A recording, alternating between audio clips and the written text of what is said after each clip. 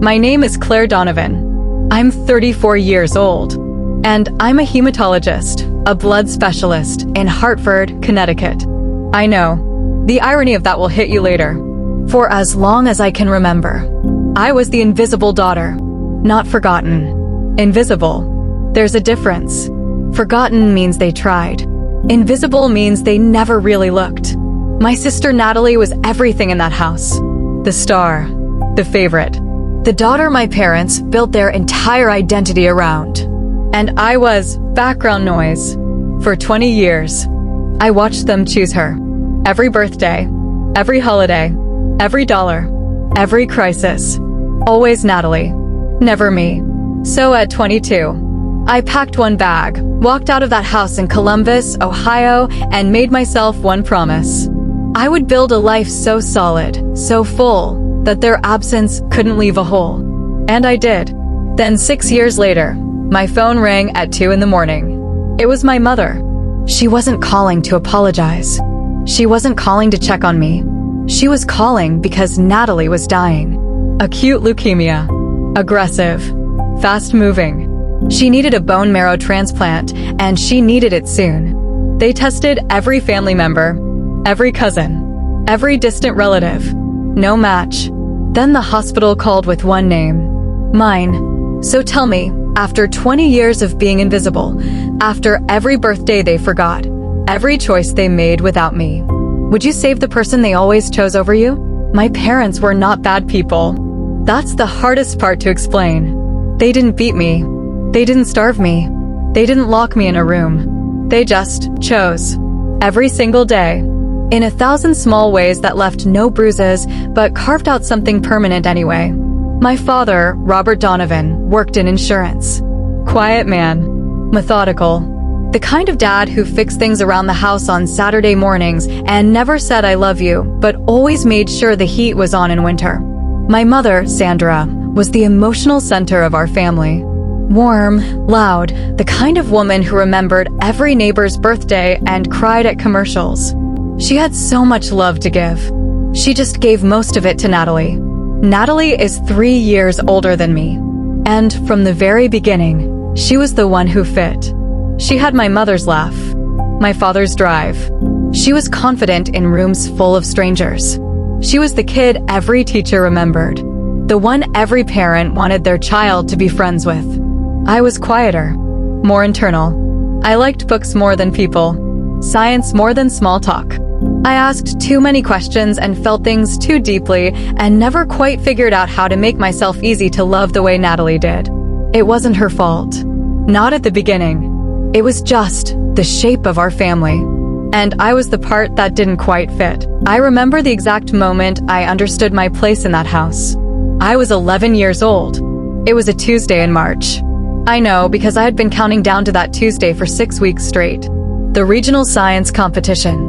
Franklin Middle School. I had built a water filtration system out of sand, gravel, and charcoal. My science teacher, Mr. Harding, had pulled me aside 2 weeks before and said, "Claire, I've been teaching for 19 years. This is the best project I've ever seen from a 6th grader." I went home that night and told my parents. Mom smiled and said, "That's nice, honey," while loading the dishwasher. Dad looked up from the TV for exactly 3 seconds and said, "Good job, kiddo." That was it. The morning of the competition, I came downstairs in my best sweater. Backpack on. Project packed carefully in a box I had reinforced with extra tape. Mom was on the phone with Natalie's volleyball coach, rescheduling a Saturday practice. Dad was already in the car, waiting to drive Natalie to her travel team tryouts. 2 towns over. Mom covered the phone and looked at me. "Mr. Harding is giving you a ride, right?" She didn't wait for my answer before going back to her call. I took the bus. I won 2nd place that day. A blue and silver ribbon. The judge told me my filtration system actually worked, that it could provide clean drinking water in an emergency. I carried that ribbon home on the bus alone. Dad glanced at it on the kitchen counter that evening and said, "2nd place, huh? What happened to 1st?" I never entered another science competition. High school was where the gap between us stopped being something I could ignore. Natalie was a junior when I started freshman year. And walking into those halls, I understood immediately what it meant to be Natalie Donovan's little sister. Teachers said it with warmth. "Oh, you're Natalie's sister." She was wonderful. Classmates said it with curiosity. "Wait, you're related to Natalie? You two are nothing alike." They meant it as an observation. It landed like a verdict. Natalie was homecoming queen junior year. My parents rented a party room at a restaurant in downtown Columbus. 30 people. Balloons. A cake with her photo on it. Dad gave a toast. His voice cracked. He said, "This girl has made every single sacrifice worth it." I was sitting at the end of the table in a yellow dress that didn't quite fit. I smiled the whole night. Sophomore year, I got a 1580 on my SAT, perfect score on the science section. I put the results paper on the kitchen counter where my parents would see it. Mom said, "Oh wow, that's great, Claire." Then she turned to Natalie. "Did you schedule your retake yet, honey?" That paper sat on the counter for 3 days. Then I threw it away myself. Junior year, I decided I wanted to be a doctor. Not because anyone encouraged me, because I had spent years feeling invisible, and medicine felt like the one place where being quiet, being precise, being the person who noticed what everyone else missed, actually mattered. I applied to 12 universities, got into 9. The night my acceptance letter arrived from Ohio State, Natalie called home crying. Her boyfriend had broken up with her. My parents spent the entire evening on the phone with her.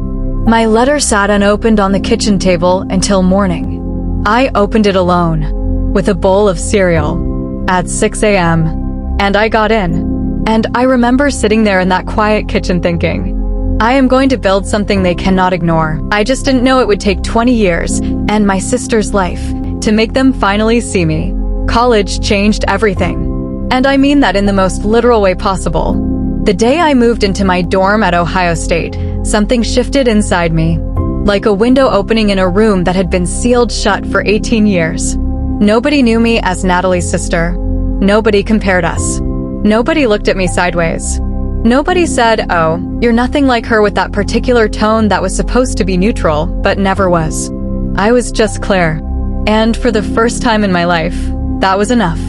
I threw myself into my studies the way some people throw themselves into religion. Completely. Desperately. Gratefully. Organic chemistry. Biochemistry. Cellular biology.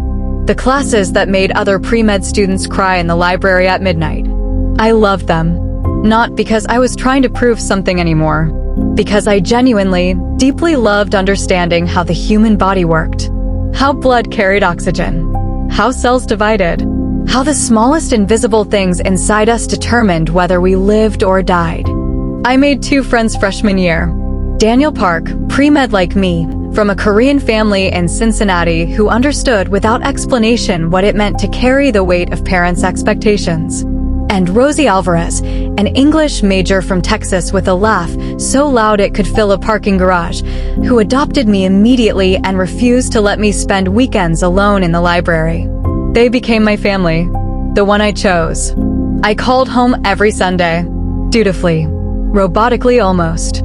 Mom would spend 12 minutes talking about Natalie, her new job, her new apartment, her new boyfriend, her new haircut. Then she would say, "So how's school?" And I would say, "Good." And she would say, "That's great, honey." And that would be it. Dad would get on for 90 seconds. Ask if I needed money. I always said no even when I did. He would say, "Keep it up, kiddo," and hand the phone back. Every Sunday. For years. The same conversation. I stopped calling after graduation. Not out of anger. Not dramatically. I just realized one morning that those Sunday calls were leaving me hollow for the rest of the day. And I had worked too hard to build something solid inside myself to keep poking holes in it every week. So I stopped. Nobody called to ask why. That told me everything I needed to know. Medical school was Johns Hopkins, Baltimore, Maryland. I know how that sounds. I know what it means. And I want you to understand something. I got there alone. No connections. No legacy admission. No parent who called anyone. Just 12 years of being invisible in my own home, channeled into the most focused, relentless, quietly furious academic career you have ever seen. The acceptance letter came on a Wednesday morning in April. I sat in my apartment in Columbus. Rosie was at work. Daniel was in class. I opened the email alone at my kitchen table with a cup of coffee that had gone cold. Johns Hopkins School of Medicine. We are pleased to offer you admission. I put my phone face down on the table, and I cried. Not sad crying. The other kind. The kind that comes when something you worked for so long finally arrives and your body doesn't quite know what to do with the relief. Then I picked up my phone, and I almost called home. Almost. I put the phone back down, made fresh coffee, called Rosie instead. She screamed so loud I had to hold the phone away from my ear.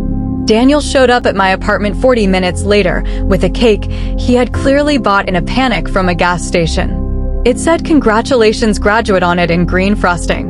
Wrong milestone entirely. It was the best cake I ever ate. That evening I sent my parents an email. 3 sentences. I got into Johns Hopkins Medical School. I start in August. I hope you're both well.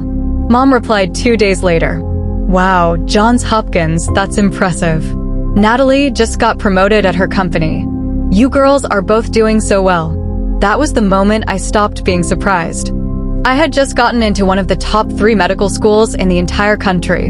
And my mother put it in the same sentence as Natalie's promotion at a mid-level marketing firm. I did not reply. I moved to Baltimore in August. I told no one from my family my new address. Not out of cruelty, out of self-preservation. Some people cut contact dramatically. Screaming matches. Final confrontations. Doors slammed hard enough to shake the walls. I just quietly stepped out of a room where no one had noticed I was standing anyway. And I got to work. Johns Hopkins breaks people. That is not an exaggeration. That is the design. The first year alone has a dropout rate that would terrify most human beings. The workload is not a challenge. It is a complete dismantling of everything you think you know about your own limits. They take you apart in year 1. Methodically. Completely. And then they watch to see if you can put yourself back together. I thrived. Not because I was the smartest person in that building. I was not. There were people in my cohort who were genuinely, breathtakingly brilliant in ways that made me feel ordinary standing next to them. But I had something most of them did not. I had 18 years of practice at being alone. I knew how to sit in a quiet room with nothing but difficult material and my own mind and just work. No distraction. No need for validation. No waiting for someone to tell me I was doing well. I had stopped needing that a long time ago. Second year I chose my specialty. Hematology. The study of blood. Blood disorders. Blood cancers. Leukemia. Lymphoma. The invisible things inside us that quietly determine everything. My advisor, Dr. Patricia Wren, asked me why hematology specifically. Most students went for surgery. Cardiology. The dramatic specialties. The ones that looked impressive at dinner parties. I told her, because blood doesn't lie. You can hide almost anything in the human body, but blood tells the truth. Every time. She looked at me for a long moment and said, "You're going to be very good at this." She was right. Third year I met James Calloway. He was not a doctor. He was an architect. Tall, steady, the kind of man who listened more than he talked and meant everything he said. We met in a coffee shop on a Tuesday when he asked if he could share my table because every other seat was taken. He stayed for 3 hours. 6 months later, he moved his drafting table into my apartment. 2 years after that, he got down on one knee in that same coffee shop. Same table. He had called ahead and reserved it. I said yes before he finished the sentence. We got married on a Saturday in June. Rosie was my maid of honor. Daniel flew in from Seattle where he was doing his residency. Dr. Wren came. James's entire loud, warm, chaotic family filled the first 4 rows. My side of the church had 11 people. I had sent my parents an invitation. A real one. Cream-colored envelope. Gold lettering. I had addressed it myself. It came back unopened 3 weeks later. No note. No call. No explanation. Just my own handwriting staring back at me from an envelope that had made a round trip to Columbus and back without anyone inside that house caring enough to open it.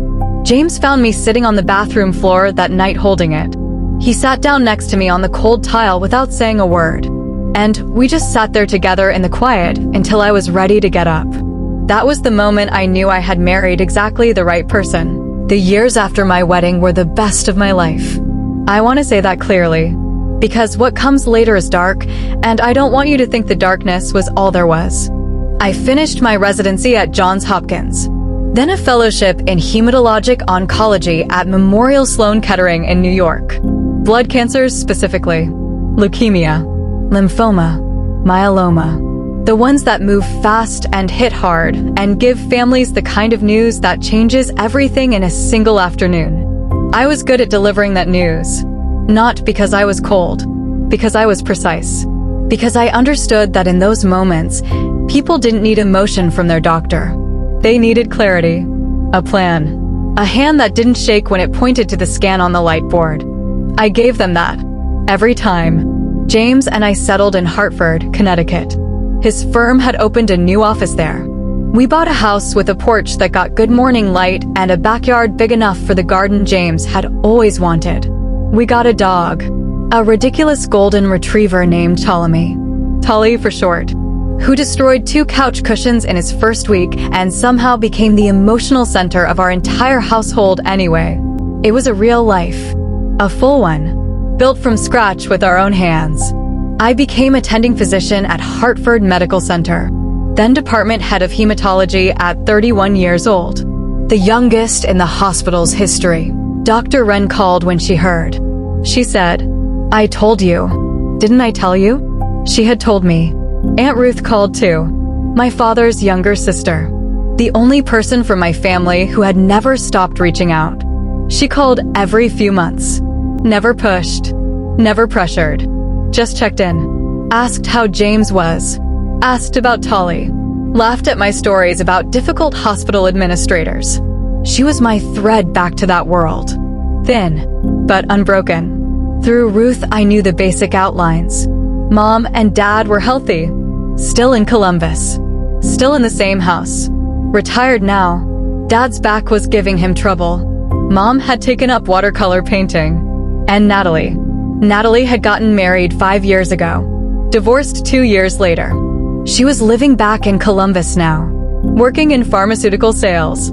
The irony of that particular career choice was not lost on me. Ruth mentioned once, carefully, the way she always handled anything related to my family, that Natalie had asked about me, that she had told Ruth she missed her sister. I listened. I didn't respond. Missing someone is easy. Picking up a phone is harder. Telling the truth is hardest of all. Natalie had never done the hard thing, not once in her life. I had no reason to believe that had changed. And then one Thursday morning in January, my phone rang at 6 a.m. Columbus, Ohio area code. I stared at it for 4 full rings. Then I answered. Hello, my mother's voice. 6 years of silence, and I recognized it instantly. The way you recognize a song you haven't heard since childhood. Something in the body remembers before the mind catches up. Claire. Her voice was different. Smaller somehow. Like something had been taken out of it. Mom. A pause. Long enough that I checked the screen to make sure the call hadn't dropped. Then she said, "It's Natalie." I sat up in bed. James stirred beside me. Tolly lifted his head from the foot of the bed. What happened? It wasn't a question. My doctor voice came on automatically. The one I used at 3 a.m. in the oncology ward. Calm. Flat. Focused. She was diagnosed 3 weeks ago. Mom's voice cracked on the word diagnosed. Acute myeloid leukemia. They're saying it's aggressive, Claire. It's moving fast. I got out of bed, walked to the window. The street outside was dark and empty. January. Pre-dawn. That particular shade of quiet that only exists before the world wakes up. I know what AML is, Mom. I treat it. What's her blast count? What protocol are they using? I don't know those words. Her voice broke completely then. The oncologist said she needs a bone marrow transplant. They've been testing everyone. Me, your father, cousins, everyone Ruth could think of. Claire, nobody matches. I press my hand flat against the cold window glass. Nobody. And then, The transplant coordinator called yesterday. They ran the registry. They found one potential match outside the family. I waited. Mom's voice dropped to almost a whisper. It's you, Claire. You're the only match. You're the only one who can save her. The street outside was perfectly still. A single car moved through the intersection at the end of the block. Its headlights swept across the wet pavement and disappeared. I stood there at that window for a long time without speaking. 6 years of silence. 20 years before that of being invisible. Every science fair they skipped. Every letter they returned unopened. My wedding invitation coming back with my own handwriting on it. And now this. Now they needed me. Now I was visible. Mom's breathing was unsteady on the other end of the line. Waiting. And I could hear something underneath it that I had never heard directed at me before in my entire life. Desperation. I finally spoke. I'll call the transplant coordinator this morning. Send me the hospital's number. Mom exhaled. A sound like a dam breaking quietly. Thank you, Claire. Thank you so much. I knew you would. I knew you'd. I need to go. I have rounds at 7. I hung up. James was standing in the bedroom doorway. He had heard enough. He didn't ask questions. He just looked at me with those calm eyes and said, "What do you need right now?" I looked at my husband.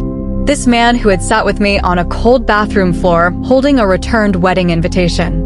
This man who had built a life with me from nothing. I said, "I need coffee.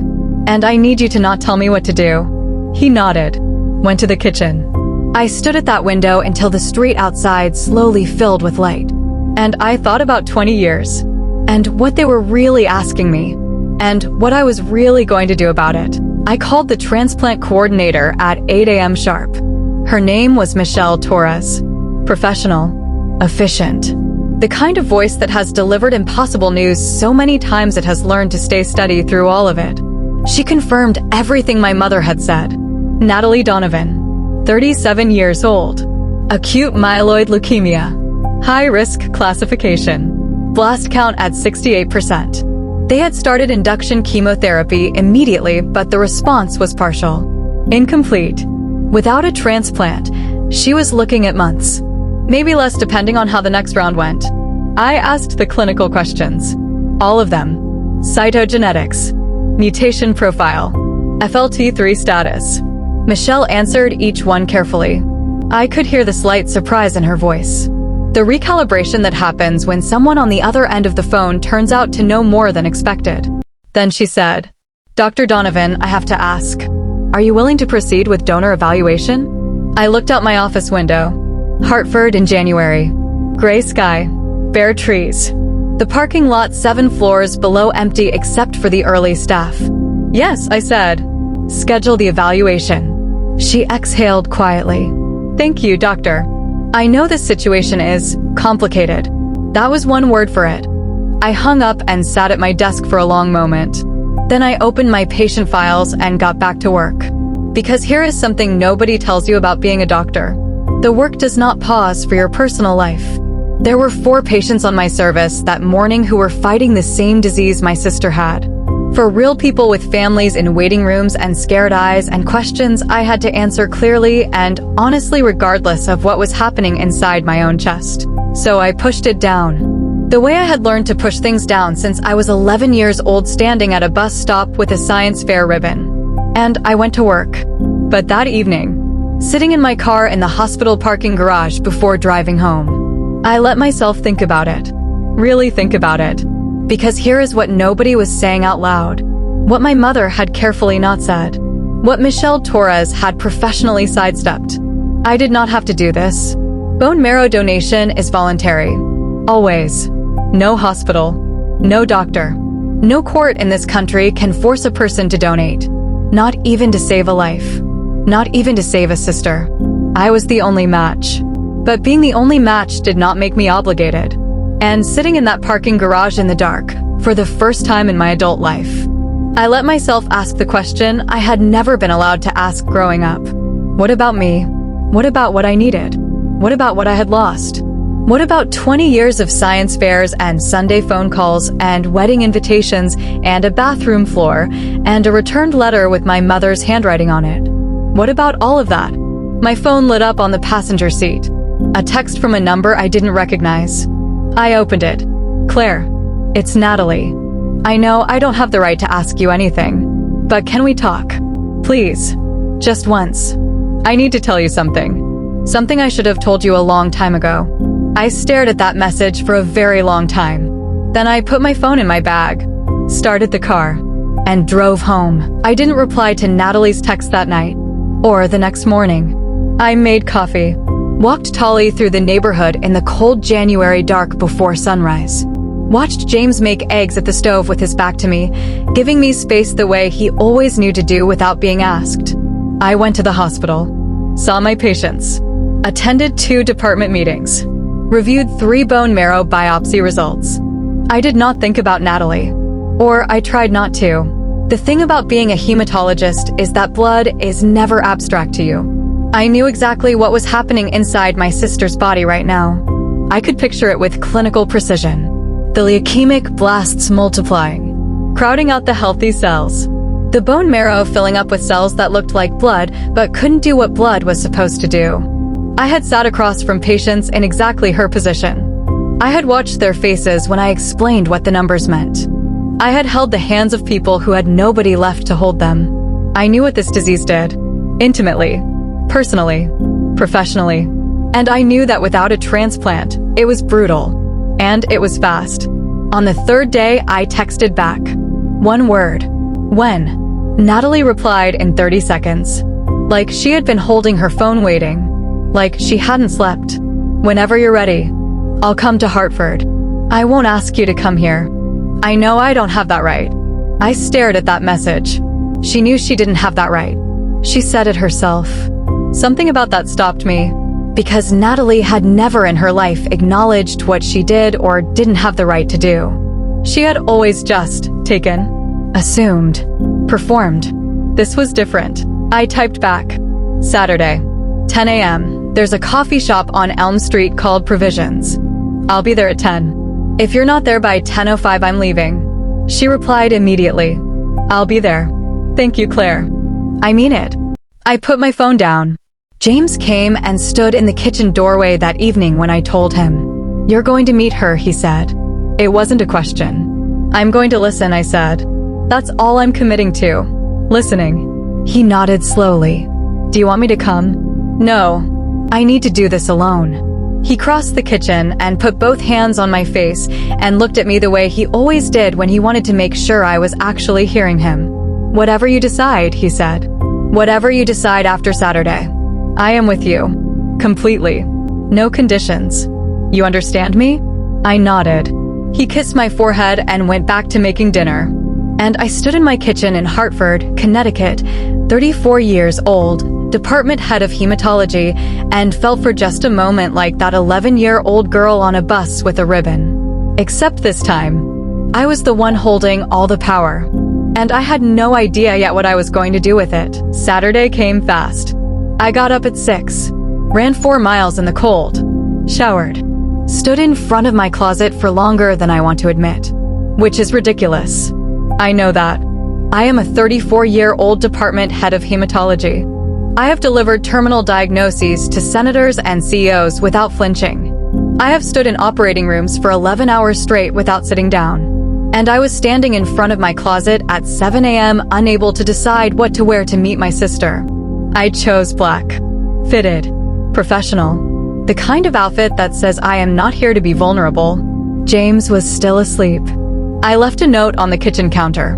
Back by noon. Tolly needs his walk at 9. I love you. Provisions Coffee Shop was 6 blocks from the hospital. Small. Warm. The kind of place with exposed brick walls and handwritten menus and staff who remembered your order after the second visit.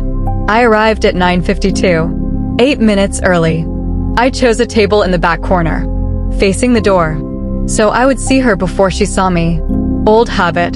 The invisible daughter learns early to watch rooms from the edges. I ordered black coffee, wrapped both hands around the mug, watched the door.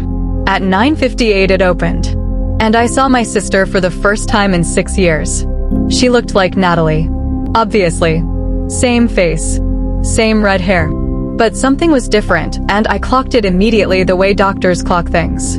The way you learn to read a body before a word is spoken. She was thin. Too thin. The kind of thin that isn't a diet.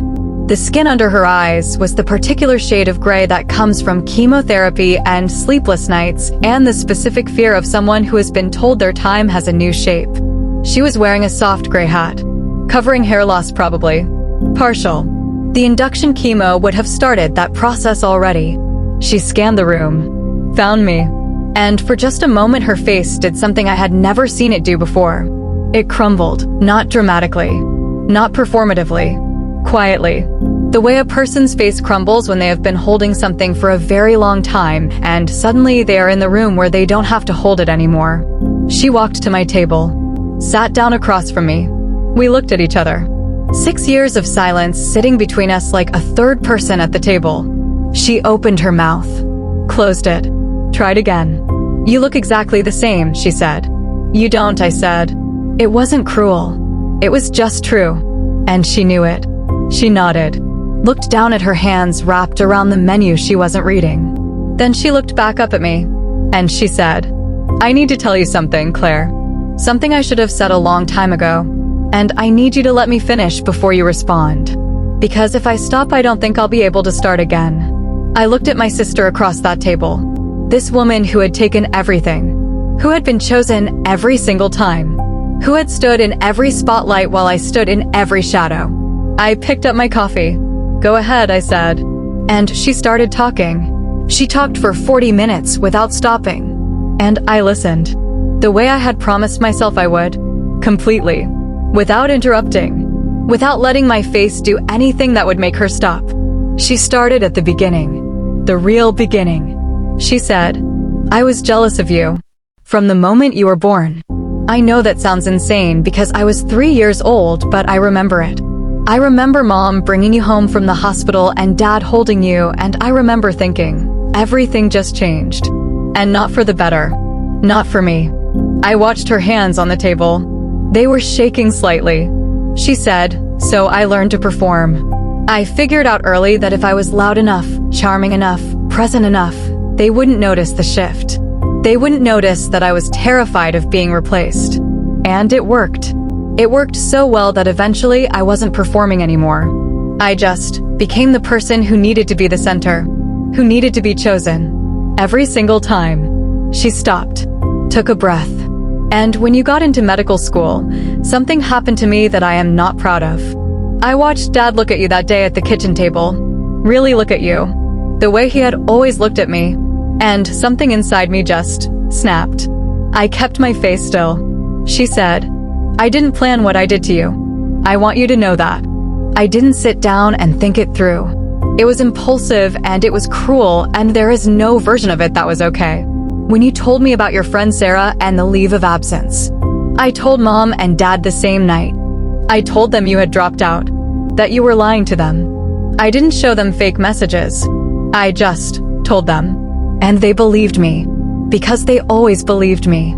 Because I had spent 20 years making sure they always believed me. Her voice dropped, and then I watched what happened to you. The blocked calls. The returned letter. And I told myself you deserved it. I told myself you had always been difficult. Always made things complicated. I told myself 100 different stories to make what I did feel survivable. She looked directly at me. "I knew about your wedding, Claire. I knew the date. I knew where it was. Mom showed me the invitation before she sent it back. And I didn't say anything. I let her send it back. I could have stopped it. I didn't." The coffee shop was quiet around us. Someone at the counter ordered something. The espresso machine hissed. She said, and then I got sick. And lying in that hospital bed waiting for test results, all those stories I had told myself just stopped working. Every single one of them. And all I could see was what I actually did. To my own sister. Who had done nothing to me. Who had only ever tried to be seen. Her eyes were wet now. She wasn't performing it. I could tell the difference. I had watched performers my whole life. This was real. She said, "I am not asking you to donate. I mean that. I am not sitting here to manipulate you into saving my life. If you walk out of here right now, I will understand. What I did to you, there is no trade for that. There is no transaction that makes it even. She folded her hands on the table. I just needed you to know the truth. From me. Before, whatever happens next. The coffee shop hummed quietly around us. I looked at my sister.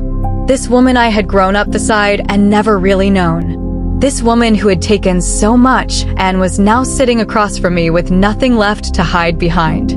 I picked up my coffee, took a slow sip, and then I said the thing that had been sitting in my chest since 6 a.m. on that January morning when my mother called. I know, I said. Natalie looked up. I know you told them, I said.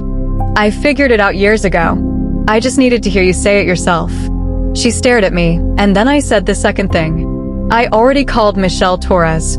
The evaluation is scheduled for Monday. Natalie's breath caught. I held up one hand before she could speak. I am not doing this for you, I said. I am not doing this for Mom and Dad. I am doing this because I have sat across from patients in your exact position and watched them run out of time. And I cannot be the person who lets that happen when I have the ability to prevent it. That is who I am. That is who I built myself into. And I will not let what your family did to me change that. Your family, she said quietly. Not our family. I looked at her. Yes, I said. Your family. The evaluation was Monday morning. I drove myself. James offered 3 times. I said no 3 times. He handed me a travel mug of coffee at the door and said call me when you're done and stepped back inside without making it a thing. That man. The evaluation was at Hartford Medical Center, my own hospital, which created a particular kind of strange that I don't have words for. Walking through doors I had walked through 1,000 times, badging into a building where I was department head, and then sitting on the other side of the desk for once, being the patient instead of the doctor. The transplant team was professional, thorough. They drew blood, ran confirmatory HLA typing, checked my general health, asked about medications, history, lifestyle. I answered every question cleanly, efficiently, the way I always did. The coordinator, Michelle Torres, was exactly what her phone voice had suggested. Precise, warm in a measured way. She walked me through the donation process step by step. Peripheral blood stem cell collection, most likely. 5 days of injections to stimulate stem cell production. Then apheresis. A few hours connected to a machine that would pull my blood out, separate the stem cells, and return everything else. Outpatient procedure mostly. Some bone aches from the injections. Fatigue. Nothing I couldn't manage. I asked every clinical question I could think of. From the doctor's side of my brain that never fully switched off. Michelle smiled at one point and said, Dr. Donovan, I have done this consultation hundreds of times. You are the first donor who has asked me about the specific centrifuge protocol. I said, occupational habit. She said, it's actually reassuring. You know exactly what you're agreeing to. I did know. That was the thing. I knew precisely what this process would ask of my body. I knew the risks. I knew the recovery timeline. I knew what Natalie's body would do with my stem cells if the transplant worked. I knew the engraftment statistics for her specific leukemia subtype. Knowledge is supposed to make decisions easier. It doesn't always. On the drive home, I called Aunt Ruth. She picked up on the second ring the way she always did. Like she kept the phone close for my calls specifically. I told her what was happening. All of it. The diagnosis. Mom's call. Meeting Natalie. The evaluation. Ruth was quiet for a long moment. Then she said, your father cried, Claire. When they found out you were the match. He sat in the kitchen and he cried. I haven't seen that man cry since his own mother's funeral. I kept my eyes on the road. Did he ask about me, I said. Other than needing something from me. Another silence. Ruth said, he's scared, sweetheart. People do strange things when they're scared. That's not what I asked, I said. I know, she said quietly. No, he didn't ask about you. Not the way he should have. I nodded to myself. Hands steady on the wheel. Thank you for telling me the truth, I said. Always, she said. You know that. I got home, hung up my coat. Tolly came skidding across the hardwood floor and crashed into my legs with his full ridiculous weight. I sat down on the kitchen floor right there and let him climb into my lap. All 70 pounds of him, completely undignified. James appeared in the doorway, looked at me on the floor with the dog. He sat down next to me without a word. We stayed there for a while, the three of us, on the cold kitchen floor. And I thought about my father crying at a kitchen table in Columbus. And I felt something I hadn't expected to feel. Not satisfaction, not anger, just grief. Clean and quiet. For everything that kitchen table had never been. For every version of my father that might have existed if things had been different. For the 20 years we could not get back no matter what happened next. Some things don't have a resolution. They just have an ending. I was starting to understand the difference. The injections started on a Wednesday. Filgrastim. Once a day for 5 days. Subcutaneous. I did them myself at the kitchen table every morning before James woke up. Pulled up my shirt. Pinched the skin at my abdomen. Injected. Done. 30 seconds. Clinical. Efficient. The side effects started by day 2. Bone pain. Deep. Diffuse. The kind that doesn't have a specific location because it's coming from everywhere at once. From the marrow itself being pushed past its normal capacity. Producing stem cells faster than it was designed to. I knew this was coming. I had counseled donors through it dozens of times. Knowing doesn't make it comfortable. By day 3, I was taking ibuprofen every 6 hours and sleeping with a heating pad pressed against my lower back. James watched me move around the kitchen one morning with the particular careful stillness of someone in pain trying not to show it. He said, "You don't have to pretend it doesn't hurt." I said, "I'm not pretending. I'm managing." He said, "Those are the same thing sometimes." I didn't answer because he was right and we both knew it. My mother called on day 3. I let it go to voicemail. Then I sat with my phone and listened to the message. Her voice was careful, measured, like she had rehearsed it.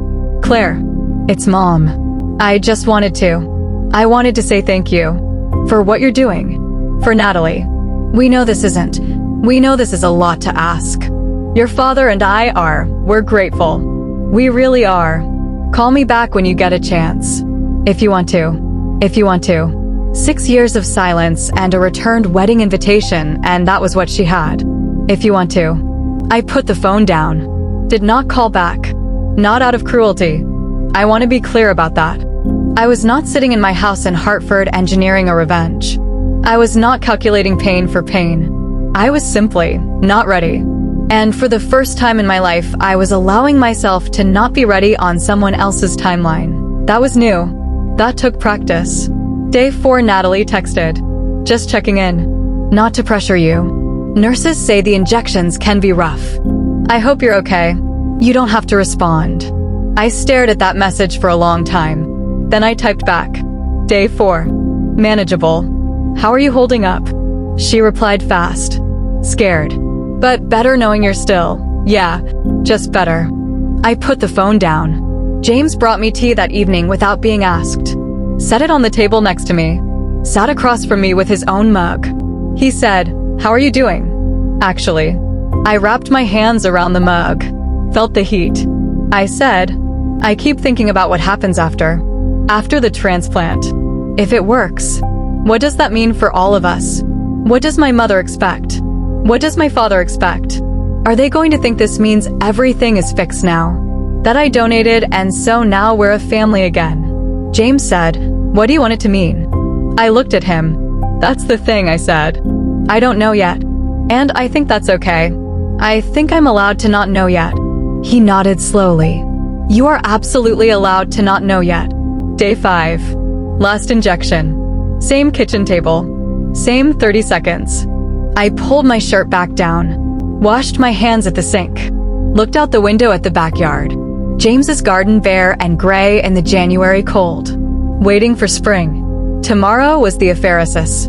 Tomorrow my stem cells would leave my body and begin the journey into my sister's. And whatever happened after that, whatever my family expected or hoped or needed, for the first time in 34 years, would be entirely on my terms. The apheresis took 4 hours and 17 minutes. I know because I watched the clock on the wall of the collection room the entire time. Not anxiously. Just the way I always watch clocks. Precisely. Professionally. Accounting for every minute. I lay in a reclining chair next to a machine the size of a large suitcase. 2 4 lines. one pulling blood from my right arm, one returning it to my left. The machine humming quietly between them. Separating, collecting, returning. The collection nurse was a woman named Gloria, 50-something, silver hair pulled back. The kind of nurse who had seen everything and was still kind anyway. She brought me a warm blanket without being asked and said, "Most donors watch something on their phone. Makes the time go faster." I said, "I'm okay." She smiled. Doctors always say that. I laughed. Actually laughed. It surprised me. I didn't watch anything on my phone. I just lay there. Warm blanket. Machine humming. Morning light coming through the window at a low January angle. And I thought about everything. I thought about an 11-year-old girl on a bus with a second-place ribbon. I thought about a kitchen table in Columbus where an acceptance letter sat unopened until morning. I thought about a bathroom floor and a returned envelope and my own handwriting staring back at me. I thought about Sarah Mitchell. Her coffee mug still on the counter. Her jacket by the door. A yellow sticky note tucked inside a medical textbook. "Finish what you started, Irene. Don't you dare let anyone tell you who you are." She had written that for me. She had known I would need it. I thought about Maggie handing me an envelope at my wedding. "You're not ready yet." I thought about James on a cold kitchen floor with his arms around me and a golden retriever across both our laps. I thought about Ruth. Calling every few months. Keeping the thread. Never letting it break completely. And I thought about Natalie. Sitting across from me at a coffee shop in a gray hat with shaking hands saying, "I am not asking you to save me. I just needed you to know the truth." 4 hours and 17 minutes. Gloria came and removed the lines gently. Pressed gauze to both arms. Said, "All done, Dr. Donovan. You did great." I sat up slowly. The room tilted slightly, then steadied. She handed me juice and crackers. Standard post-procedure. I accepted them without arguing because I knew the protocol and I was not going to be difficult about juice and crackers after 4 hours of apheresis. I called James from the parking lot. He answered on the first ring. "Done," I said. "How do you feel?" he said. "Tired," I said. "Hungry. Like myself." I could hear him exhale. "Come home," he said. I made soup. I sat in my car for a moment before starting the engine. My phone showed 3 missed calls. Mom, Dad, Natalie. I looked at those 3 names on my screen. Then I put the phone in my bag, started the car, and drove home to my husband and my dog and my soup and my life. 3 weeks later, Natalie's doctors confirmed engraftment. My stem cells had taken. Her body was beginning to produce healthy blood cells for the first time in months. The leukemic blasts were retreating. The numbers were moving in the right direction. Michelle Torres called me personally to deliver the news. She said, "Dr. Donovan, it worked. It's early, but the signs are very good. You saved her life." I was sitting at my desk at the hospital. 4th floor. Window facing the parking lot. Same view I had stared at 100 times delivering news to other people. "Thank you, Michelle," I said. "Please keep me updated on her progress." I hung up, sat quietly for a moment. Then my phone rang again. Columbus area code. This time I answered. It was my father. His voice was different from anything I had ever heard from him before. Stripped of everything. No performance. No management. Just a man on a phone who had run out of ways to protect himself from what he had done. He said, "Claire, Dad." A long silence. The kind that has 20 years inside it. Then he said, "I don't know how to. I don't have the words for what I." He stopped. Started again. "What you did. For your sister. After everything after what we did to you. I don't know how you." His voice broke. Completely. I sat at my desk. Hands flat on the surface. Steady. And I said the truest thing I knew. "I didn't do it for you, Dad. I did it because of who I am. And I am who I am in spite of you. Not because of you." Silence. Then very quietly he said, I know that. And I am so sorry, Claire. I am so deeply sorry." I looked out my window at the parking lot 7 floors below. "I know you are," I said. And I meant it. Not as forgiveness. Not as absolution. Just as fact. I believed he was sorry. Sorry people and good people are not always the same thing. My father was sorry. He had not been good. Both things were true. I said, I need time, Dad. I can't give you more than that right now. He said, I understand. Take all the time you need. We'll be here. We'll be here. 20 years too late, and finally the right words. I said goodbye, hung up, opened my patient files, got back to work. That evening I drove home through Hartford in the February dark. The city quiet around me. Street lights reflecting off wet pavement. Radio low. I pulled into my driveway, sat for a moment. Through the front window, I could see the warm light of the kitchen. James moving around inside. The ridiculous silhouette of Tolly pressed against the glass, watching for my car the way he did every evening. I had built this. Every single piece of it. With no safety net. No family behind me. Just myself and the people I had chosen, and the absolute refusal to let what was done to me determine what I became. I got out of the car, walked up the porch steps, opened the front door. Tolly hit me like a freight train of fur and enthusiasm. James looked up from the stove and smiled. Good day, he said. I hung up my coat, scratched Tolly behind the ears. Yeah, I said. Actually, yeah. I walked into my kitchen, into my home, into my life.